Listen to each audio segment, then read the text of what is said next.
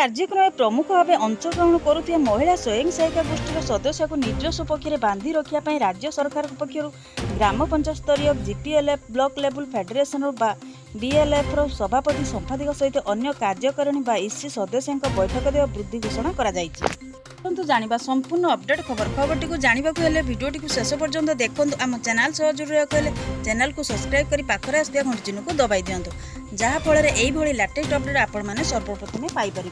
100 टंका बढ़िला मिशन शक्ति कर्मकर्ता बैठक देह उपकृत हेबे 1,26,010 जन कर्मकर्ता 2023 अक्टोबर पिछला भाव लागू हेबो।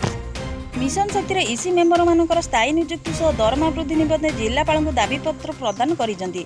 मिशन शक्ति जीपीएलएफ ईसी मेंबर मानकर प्रोत्साहन मासिक सहायता वृद्धि और स्थायी नियुक्ति करने निमंते जिलापाल द्वारा मुख्यमंत्री उद्देश्य दाबीपत्र प्रदान करा जेपरि मिशन शक्ति महिला एमबीके सीआरपी मानकर दरमा वृद्धि करने सह स्थायी नियुक्ति करा तेणु सेहीपरि ईसी मेंबर मानकर मासिक देय 1500 टंका होइथिबारु समुद्र को संख्या सह समान कई परिवार गुजराण मेंटेइबा 1500 टंकार नियंट पड़िबा सह नाना असुविधार सम्मुखीन हेबाकु पड़ुछि।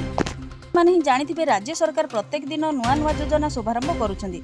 पूर्वर थिबा योजना मानकर प्रोत्साहन राशि वृद्धि करुछन्ति किंतु ईसी सभ्य मानकु ब्लेजर देई ठकी देले सरकार।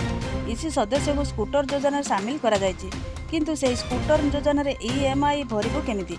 राज्य सरकार समस्त दरमा वृद्धि करुथिला बेले ईसी सदस्यों कथा भूली गले कारण निर्वाचन पूर्व सीआरपी एमबीके आउ बैंक मित्र को राज्य सरकार दरमा वृद्धि करी एक प्रकार खुशी करी भूली गले तृणमूल स्तर मिशन शक्ति ईसी मेंबर मानकर 1500 टंका दरमा परिवार चलवा केते जे कष्ट किंतु एमानक दुख न कहले न सरे।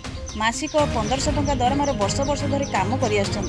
तेबे आगामी दिन में सरकार एमानक कथा को विचार न करी एमानक स्थायी नियुक्ति प्रदान न कले मासिक पारिश्रमिक 10,000 टंका नदेले आगामी साधारण निर्वाचन में असहयोग करिवे बोली चरम चेतावनी दैछन्ति। भिडियोटी भल लगी भिडियो गोटे लाइक करंतु, कमेंट करंतु, शेयर करी समस्त को जणांतु।